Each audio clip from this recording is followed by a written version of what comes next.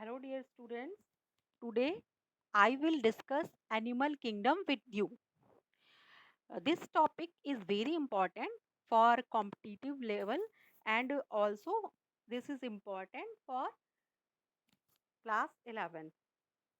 तो students इस topic में अब हम लोग जो डिस्कस करने वाले हैं वो देखते हैं। सबसे पहले हम बेसिक्स ऑफ क्लासिफिकेशन को डिस्कस करेंगे। तो बेसिक्स ऑफ क्लासिफिकेशन में आप देखें तो लेवल ऑफ ऑर्गेनाइजेशन है, इसकी बेसिस पर एनिमल किंगडम का क्लासिफिकेशन किया जा सकता है, जिसमें आप देख रहे हैं कि सेलुलर लेवल का ऑर्गेनाइजेशन हो सकता है, टिश्यू लेवल ऑर्गेनाइजेशन हो सकता है, organisation may be of organ level and organ system level also. What are the examples? Examples are very important actually. Cellular level organization can be seen in sponges, tissue level in coelenterata, organ level, especially organ level in platyhelminths, that single class, and organ single phylum, and organ system level from Annelida, Arthropoda, and continue in continuation all the groups. Next is symmetry basis. Next basis of classification is symmetry. Asymmetrical animals are found, maybe symmetry, maybe radial type, maybe bilateral type. Next is embryonic layer, maybe three embryonic layers present, and sometimes two embryonic layers may be present. In coelenterata, for example, in coelenterata, two embryonic layers are present, and uh, in platyhelminths, three embryonic layers remain present. फिर coelom है, अगर three embryonic layers present हैं तो उसके basis पर देखा जाएगा तो मेनली तब तो ट्रू सीलोम पाई जाती है, जैसे कि एनेलिडा से स्टार्ट होकर के आगे के सभी फाइलम में सीलोम पाई जाती है। लेकिन जहाँ ट्रू सीलोम नहीं पाई जाती उसे आसिलोमेटा कहते हैं, जहाँ फॉल्स सीलोम पाई जाती है उसको स्यूडोसिलोमेटा कहते हैं। तो ये कंडीशन है, मैं अभी आपको सिर्फ जस्ट इंट्रोडक्शन बता रही हूँ। सेगमेंटेशन हो सकता है नोटोकॉर्ड, और अगर सेगमेंटेड है तो उसमें नोटोकॉर्ड का क्या रोल है बेसिस ऑफ क्लासिफिकेशन में, तो ये सारा कुछ हम लोग आज डिस्कस करने वाले हैं। इसके अलावा अगर सिर्फ और सिर्फ बेसिक्स ऑफ क्लासिफिकेशन को ही देखना है तो एक और वीडियो उसका अलग से अपलोड किया जाएगा इसी चैनल पर, और आप मेरे चैनल को सब्सक्राइब कर सकते हैं, लाइक कर सकते हैं। उषा नवोदया टाइम्स चैनल है, और इस चैनल पर आपको 11th 12th 9th 10th के जो पूरा कंप्लीट कोर्स है वो अवेलेबल होगा। तो dear students, let's start basis of classification. First we will discuss level of organization. In short I will discuss here basis of classification, and for detailed description you can watch other video that is uploaded. First, on level of organization means ये हम लोगों ने जब सबसे starting word of living जो introductory chapter है वो पढ़ा था, उसमें हमने देखा था। तो ये ऐसे हम जानते भी हैं कि जो बेसिक यूनिट होती है लाइफ की, लिविंग ऑर्गेनिजम्स की सेल होती है। सेल से ग्रुप बनता है सेम टाइप की सेल्स का, तो टिश्यू बनते हैं, टिश्यू से फिर ऑर्गन बनता है, ऑर्गन से organ system, and then organisms का डेवलपमेंट होता है। तो किस लेवल का ऑर्गेनिज्म है, अगर देखिए कोई कोई एनिमल्स होते हैं जिनकी बॉडी सिर्फ एक ही सेल की बनी हुई होती है। पढ़ा हमने मोनेरा किंगडम पढ़ा और प्रोटिस्टा किंगडम पढ़ा, तो उसमें देखा हमने कि मोनेरा किंगडम में एक ही सेल से पूरी एनिमल बॉडी बनी होती है। ऐसा ही प्रोटिस्टा किंगडम में भी देखा, बस ये अलग था कि जो मोनेरा है उसमें type of cell is prokaryotic and in Protista type of cell is eukaryotic. तो सेलुलर लेवल ऑफ ऑर्गेनाइजेशन हो सकता है या टिश्यू पाया जाए, ऐसा हो सकता है। तो यही इसी आधार पर जब क्लासिफाई किया जाता है तो सेलुलर लेवल मीन्स कि जब लूज सेल्स प्रेजेंट होती हैं एनिमल की बॉडी में, तो ऐसे होते हैं स्पॉन्जेस होते हैं। तो स्पॉन्जेस में कई टाइप्स की सेल्स तो पाई जाती हैं, बट वो सेल्स जो है वो टिश्यू लेवल तक नहीं होती हैं। मीन्स कि अगर आप उसे सुपरफिशियली अगर स्टडी कर रहे हैं तो ऐसा लगेगा कि पोरीफेरा फाइलम जो है उसमें भी टिश्यू लेवल ऑर्गेनाइजेशन हो सकता है। बट ये बहुत ही इंपॉर्टेंट क्वेश्चन है, पूछा जाता है कि लेबर ऑफ डिवीजन क्या पोरीफेरा किंगडम में पाया जाता है। तो देखिए लेबर ऑफ डिवीजन तो पाया जाता है क्योंकि वहाँ काम बटा हुआ होता है। जो पोरीफेरा किंगडम में जैसे जो एनिमल्स होते हैं उनके स्ट्रक्चर में टाइप ऑफ सेल्स अलग-अलग पाई जाती हैं, इस टाइप के बॉडी प्लान उनका होता है। लेकिन अलग-अलग टाइप की सेल्स जैसे पिनेकोसाइट, पिनेकोडर्म, कोइनोडर्म सेल्स पाई जाती हैं, बाहर की तरफ लेयर बनाने वाली, यहाँ पर अंदर लेयर बनाने वाली बॉडी कैविटी को कवर करने के लिए। तो एक तरीके का डिवीजन ऑफ लेबर तो दिखता है, बट वहाँ पर टिश्यू फॉर्मेशन एक्चुअली इनको टिश्यू लेवल में नहीं माना जाता है। तो स्पॉन्जेस या पोरीफेरा किंगडम जो है वो सेलुलर लेवल ऑर्गेनाइजेशन का एग्जाम्पल है, और ये क्वेश्चन बहुत पूछा जाता है। टिश्यू लेवल ऑफ ऑर्गेनाइजेशन का एग्जाम्पल है सीलेंट्रेटा। सीलेंट्रेटा किंगडम में अगर हम देखें तो सीलेंटेरॉन, जब हम डिटेल में पढ़ेंगे तो किंगडम के बारे में पढ़ेंगे कि इसे सीलेंट्रेटा क्यों कहते हैं, because body cavity in this kingdom is known as coelenteron. इस फाइलम में, सीलेंट्रेटा फाइलम में जो बॉडी कैविटी होती है उसका नाम सीलेंटेरॉन होता है, इसीलिए इसको सीलेंट्रेटा कहा जाता है। और यहाँ से एनिमल किंगडम में टिश्यू लेवल ऑर्गेनाइजेशन स्टार्ट होता है।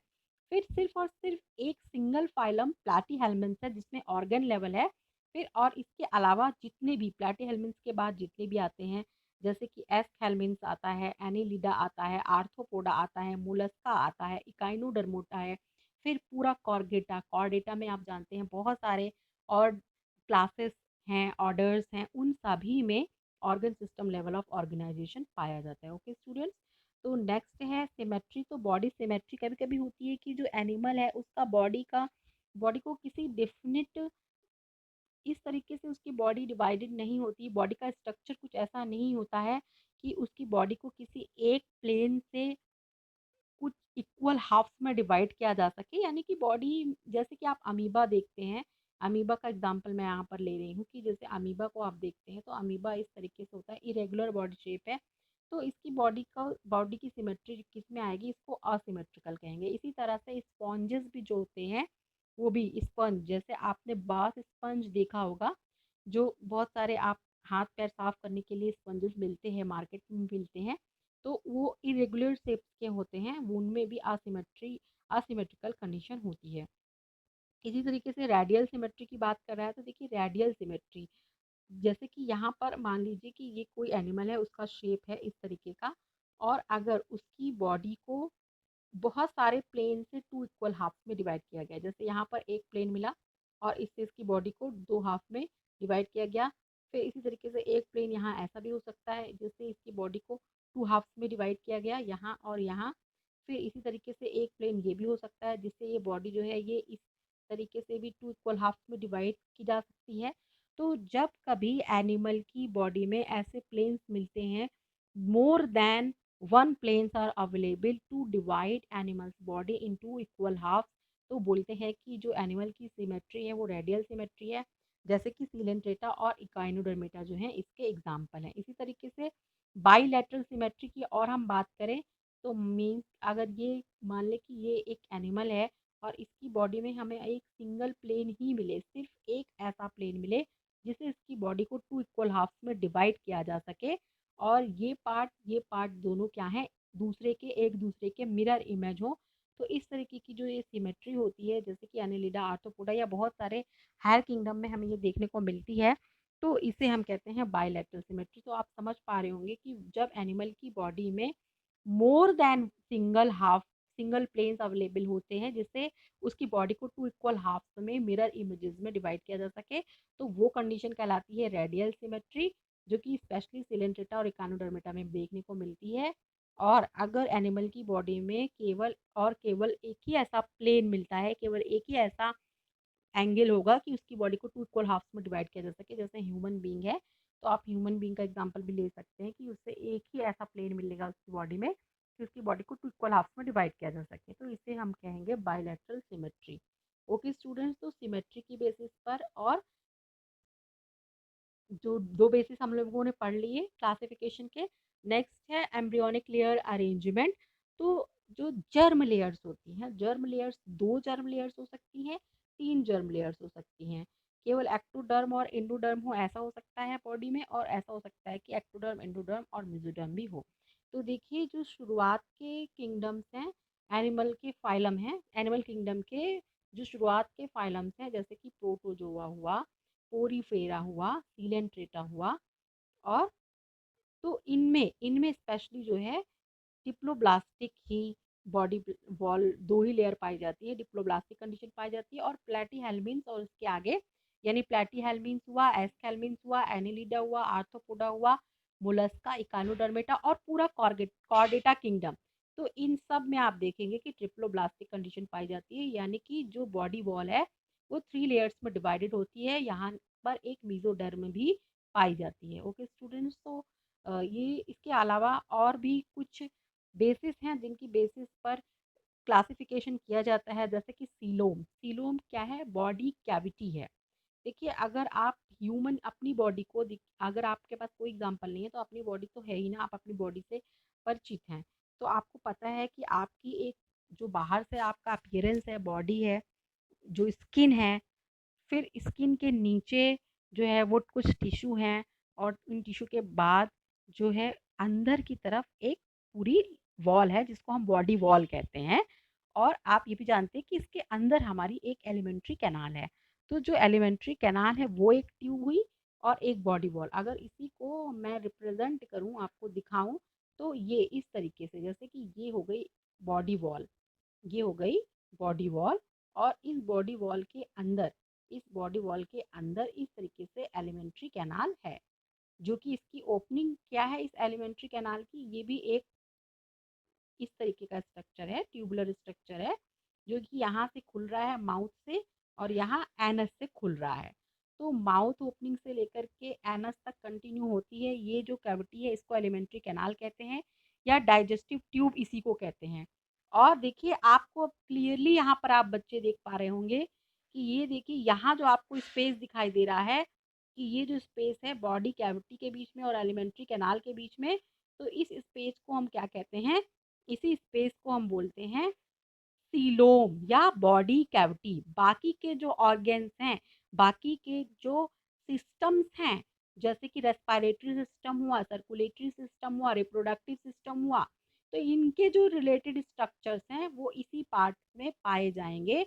और ये जो स्पेस, खाली स्पेस मिल रहा है, खाली स्पेस आप देख पा रहे हैं कि बाहर की तरफ ये बॉडी वॉल है और अंदर की तरफ ये एलिमेंट्री कैनाल है। इसके बीच में जो स्पेस है, इसी एम्प्टी स्पेस को सीलोम कहा जाता है। तो ये स्पेस एक्चुअली होता तो सभी एनिमल्स में है, बट कभी कभी ये स्पेस जो है वो एम्प्टी स्पेस की तरह नहीं रहता है। कुछ और टिश्यू होते हैं जो इस स्पेस को कवर करके रखते हैं। तो जब स्पेस होता तो है लेकिन कवर्ड रहता है अदर स्ट्रक्चर्स से, सॉलिड स्ट्रक्चर्स से, तो हम उसे ट्रू सीलोम नहीं मानते। कहते हैं कि वो कंडीशन क्या होती है? आसिलोमेटा कंडीशन होती है। जैसे कोई एक एनिमल है, इसमें उसकी ये बॉडी बाहर होगी और उसकी अंदर की ये कैनाल होगी, लेकिन यहाँ जो बीच में स्पेस होना चाहिए, ये जो स्पेस है, ये स्पेस इस तरह से नहीं होता है, बल्कि इसमें भी कुछ टिश्यू वगैरह पूरी तरीके से ऐसे फिल रहते हैं जिससे ये स्पेस नहीं बना हुआ रहता। तो ये कंडीशन आसिलोमेटा कंडीशन हुई। लेकिन जब ये स्पेस पूरी तरीके से इसी रूप में बना रहे, ये स्पेस इसी रूप में जब बना रहे, तब इसे ही हम क्या कहते हैं? आसिलोमेट कंडीशन कहते हैं। जैसे कि मैं आपको वो फिर से समझाती हूँ कि ये एक हुई बॉडी वॉल और उसके अंदर हुई एलिमेंट्री कैनाल, और इनके बीच का जो स्पेस है ये खाली स्पेस रहे और इस स्पेस में दूसरे स्ट्रक्चर्स यानी रेस्पिरेटरी सिस्टम के ऑर्गेन्स पाए जाएं, कोई और ऑर्गेन्स पाए जाएं, तो वो ट्रू सीलोम कहलाती है। और ट्रू सीलोम की एक और कंडीशन होती है ट्रू सीलोम की, कि ट्रू सीलोम जो होती है वो मीजोडर्म से लाइन होती है, मीजोडर्म से, यानी कि ये जो अंडर एलिमेंट्री कैनाल है इसके ऊपर भी एक कवरिंग होती है और ये जो बॉडी वॉल है इससे भी अंदर एक कवरिंग होती है।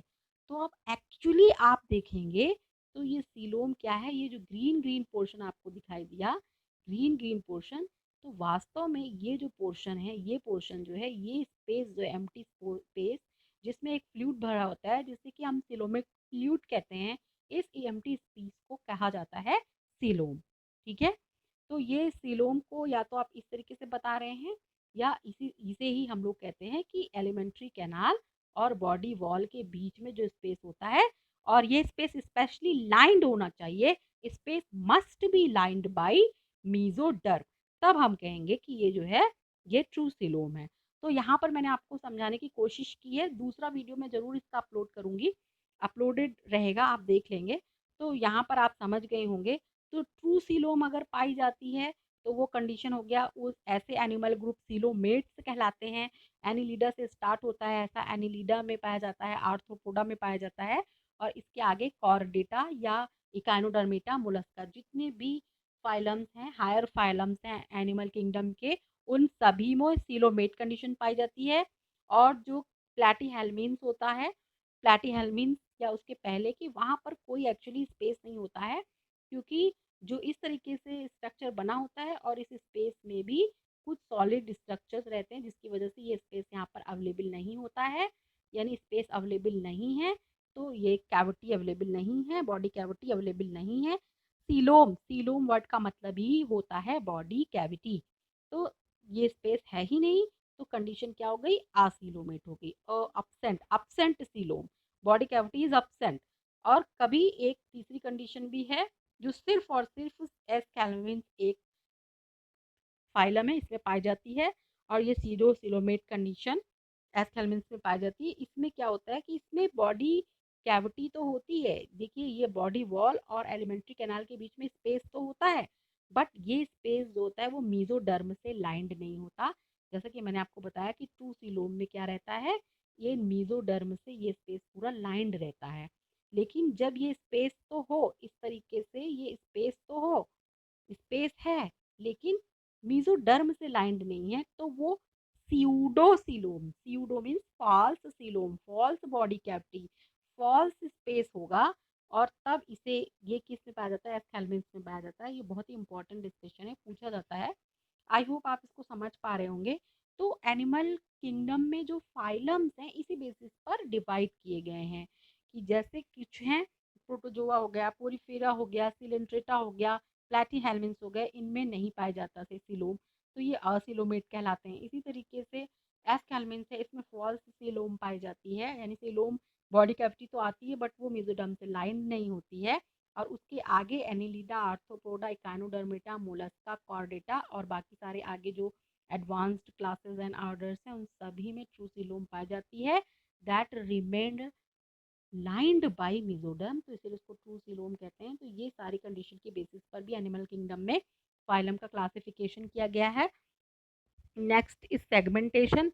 तो सेगमेंटेशन जब अगर एनिमल की बॉडी बाहर से भी सेगमेंटेड है और अंदर से भी सेगमेंटेड है, जैसे अगर आप ह्यूमन को आप देखें, तो ह्यूमन में देखिए हेड रीजन अलग है, गर्दन से ऊपर का रीजन जो है वो बिल्कुल अलग है, तो वो हेड रीजन हुआ, और उसके नीचे का जो पोर्शन हुआ वो अलग है। तो इस यानी कि जैसे आप छिपकली को भी देखते हैं, अगर छिपकली का एग्जांपल मैं आपको दूं, तो छिपकली है एक छोटी सी, इस तरह से मान लीजिए कि ये एक ऐसी छिपकली का एग्जांपल देकर मैं आपको बताती हूँ कि ये लिजर्ड है, और ऐसी इसकी बॉडी होती है, और ये इसका टेल हो गया, और ये इसके इस पे लिम्स होंगे बॉडी में। तो इसकी बॉडी क्या है, सेगमेंटेड है। देखिए हेड रीजन है, और ये ट्रंक रीजन है, और ये टेल रीजन हुआ, यानी बॉडी बाहर से सेगमेंटेड है, और अंदर से भी ये सेगमेंटेड होगा। इसकी बॉडी के अंदर भी कुछ पोर्शंस है, यानी मेजर ऑर्गन्स जो हैं ये ट्रंक रीजन में ही पाए जाएंगे।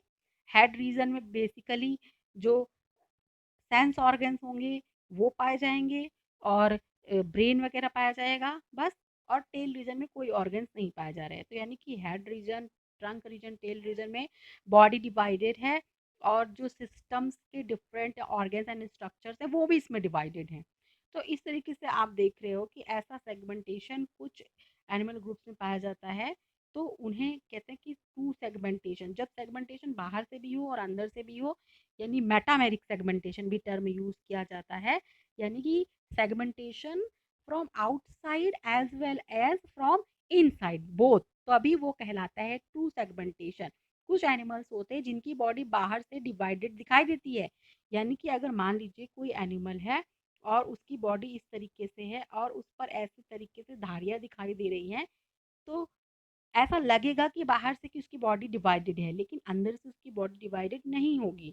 लेकिन आप अर्थवर्म देखते हो, अर्थवर्म, तो अर्थवर्म की बॉडी पर जो इस तरीके से धारियां दिखाई देती है, यानी ये सेगमेंटेशन जो है वो सिर्फ बाहर से नहीं होता, एक्चुअली ऐसा ही सेगमेंटेशन इसके अंदर भी होता है। बॉडी को अगर अंदर से स्टडी करके एनाटॉमिकली देखा जाएगा तो मिलेगा। तो यानी कि जब एक्सटर्नल और इंटरनल दोनों ही लेवल पर सेगमेंटेशन पाया जाता है तो उसे ही ट्रू सेगमेंटेशन कहते हैं, और इसे ही मेटामेरिज्म कहते हैं। क्या कहते हैं? इसी को कहते हैं मेटामेरिज्म या मेटामेरिक सेगमेंटेशन कहते हैं। और जब सेगमेंटेशन केवल आउटर लेवल पर पाया जाता है तो वो ट्रू सेगमेंटेशन नहीं होता है। तो हम सिर्फ ट्रू सेगमेंटेशन की बात करेंगे। तो some animals in which the body is externally and internally divided into segments with a serial repetition of at least some organs. For example, in earthworm, the body shows this pattern called metameric segmentation, also known as metamerism. तो बहुत ये important, इसको याद रखेंगे। ऐसा start होता है, एक पैटर्न है ये। और ये पैटर्न कहाँ से स्टार्ट होता है? ये एनिलिडा से स्टार्ट होता है। Annelida, arthropoda, Mollusca, Echinodermata, Chordata. तो ये पूरा इन सारे जो फाइलम्स हैं इन सभी में सेगमेंटेशन पाया जाता है। फिर इसी तरीके से सेगमेंटेशन के अलावा भी कुछ स्ट्रक्चर्स होते हैं, जैसे नोटोकॉर्ड की प्रेजेंस हुई। तो ये मैं आपको आगे डिस्कस करूंगी। बेसिकली आपको जो समझना है, मैंने बता दिया कि ये आधार है जिन आधार पर एनिमल किंगडम को फाइलम्स में ग्रुप किया गया है। एनिमल किंगडम में बहुत सारे जीव आते हैं, बहुत प्रकार के ऑर्गेनिजम्स आते हैं। तो उन सारे एनिमल्स को किस आधार पर ग्रुप किया गया है फाइलम्स में, तो वो हम लोगों ने डिस्कस किया। तो देखिए कि जो हायर किंगडम्स जिन्हें हम कहते हैं, यहाँ से एक्चुअली स्टार्ट होते हैं। प्लेटी हेलमिन्स हुआ, एस्केलमिन्स हुए, फिर उसके बाद एनिलिडा है, आर्थ्रोपोडा है, मोलस्का है, इकाइनोडर्मेटा है और कॉर्डेटा है। ये जो फाइलम है एनिमल किंगडम के, ये सारे फाइलम जो हैं वो हायर एनिमल्स कहलाते हैं। Higher group of higher animal kingdoms. Group ऐसे एनिमल किंगडम के वो फाइलम्स है जो हायर ग्रुप, जिन्हें हम कहते हैं हायर इनवर्टिब्रेट्स कह सकते हैं इन्हें। देखिए कॉर्डेटा जो है यहाँ से वर्टिब्रेट स्टार्ट होता है, इसको छोड़ दीजिए तो बाकी सारा जो है इकाइनोडर्मेटा, मोलस्का, आर्थ्रोपोडा, एनिलिडा और प्लेटीहेल्मिन्स, तो इनको हायर इनवर्टिब्रेट्स कहा जाता है। इनवर्टिब्रेटा क्योंकि वर्टिब्रल कॉलम नहीं पाई जाती। और वर्टिब्रल कॉलम क्या है? हमारी बॉडी में पीछे की तरफ वर्टिब्रल कॉलम पाई जाती है, जिसे कि मेरू रज्जु, मेरुदंड के नाम से आप पहले जूनियर क्लासेस में पढ़े हुए होंगे, जो हमारी बॉडी को बैक पोर्शन को सपोर्ट करती है, शरीर को सीधा रखने में मदद करती है।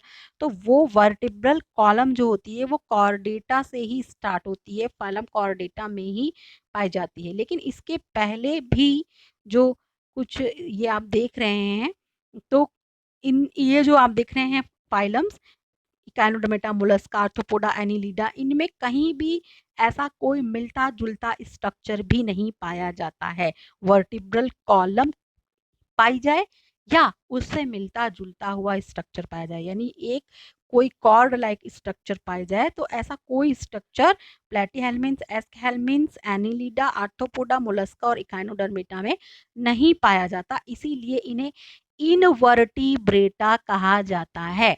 ये हायर इनवर्टिब्रेट्स हैं। लोअर इनवर्टिब्रेट्स में प्रोटोजोआ, पोरीफेरा और सीलेंट्रेटा आते हैं। हायर इनवर्टिब्रेट्स में प्लेटीहेल्मिन्स, एस्केल्मिन्स, एनिलिडा, आर्थ्रोपोडा, मोलस्का और इकाइनोडर्मेटा आता है। और कॉर्डेटा से आपकी वर्टिब्रेटा स्टार्ट होता है। तो वहां पर तो देखिए, यानी कि अगर कैसे ये डिवाइड किया जा रहा है क्लासिफिकेशन में, देखिए ये वाला यहाँ पर नोटोकॉर्ड वाला डिस्कशन है, इसे देख लेते हैं कि जो एक रॉड लाइक स्ट्रक्चर अगर एनिमल की बॉडी में अंदर पाई जा रही है, कोई भी एनिमल है इसकी बॉडी में पूरी लेंथ के अकॉर्डिंग पाई जाए या किसी एक पार्ट में पाई जाए, सिर्फ टेल रीजन में पाया जाए या सिर्फ हेड रीजन में पाई जाए, लेकिन पाई जाए, अगर नोटोकॉर्ड एक ये रॉड लाइक स्ट्रक्चर पाया जाए, चाहे एम्ब्रियोनिक स्टेज में पाया जाए और एडल्ट स्टेज में ना पाया जाए, अगर ये स्ट्रक्चर पाया जा रहा है, नोटोकॉर्ड स्ट्रक्चर पाया जा रहा है, यानी रॉड लाइक स्ट्रक्चर पाया जा रहा है जो मीजोडर्म से डिराइव्ड है, मीजोडर्म से जिसकी ओरिजिन हुई है, तो उसे ही कॉर्डेटा में रखा जाता है।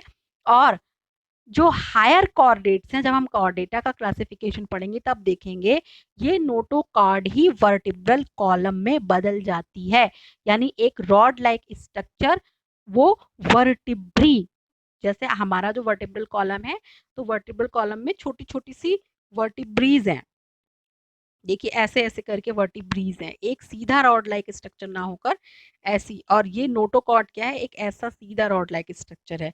तो ये भी पाया जाए नोटोकॉर्ड तो भी कहेंगे कि वो डेटा या वो वर्टिब्रल कॉलम या तो पाई जाए, दोनों में से कोई चीज पाई जानी चाहिए, तभी हम उसे कॉर्डेटा में रखते हैं। देखिए तो ये स्पेशली नोटोकॉर्ड आने का मतलब हुआ कॉर्ड बियरिंग कॉर्डेटा, यानी कि यहाँ से जो फाइलम है एनिमल किंगडम का वो बदल जा रहा है।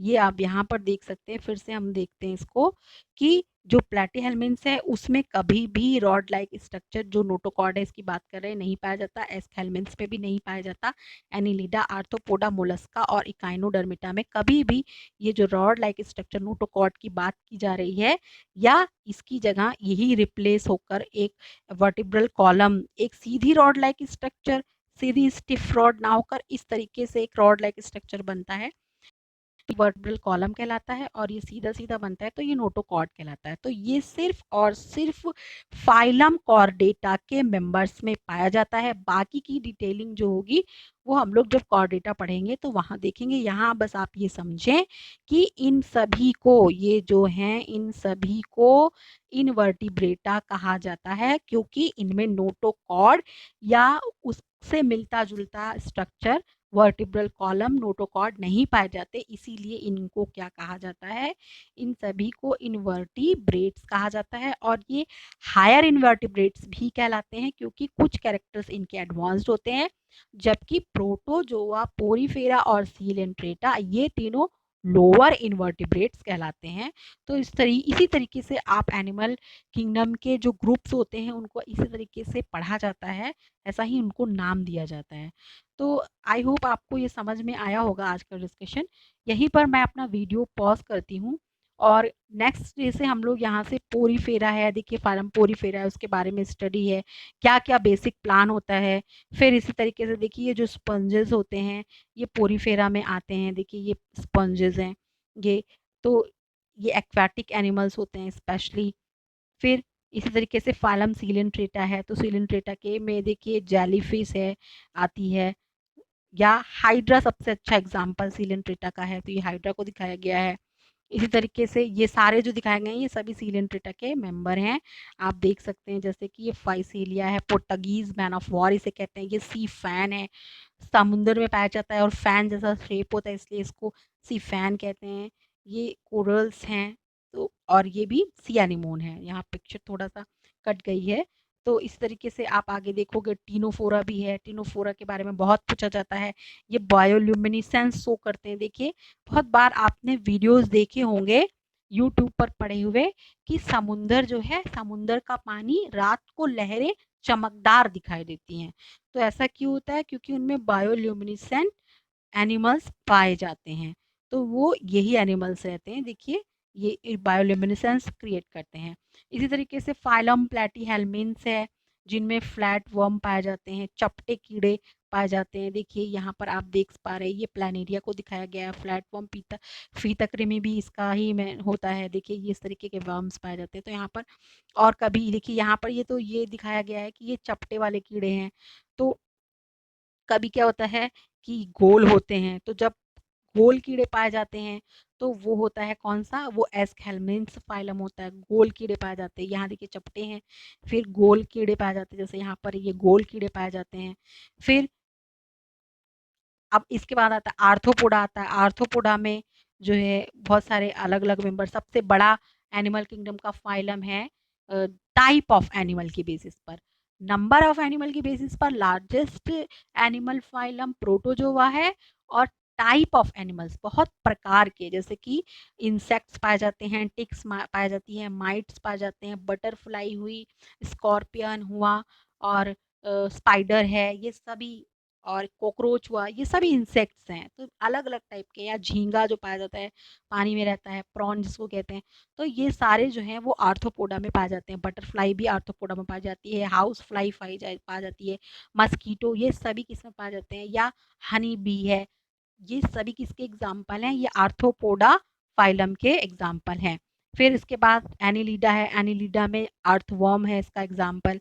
फिर इसके अलावा और भी है, लीच हुआ।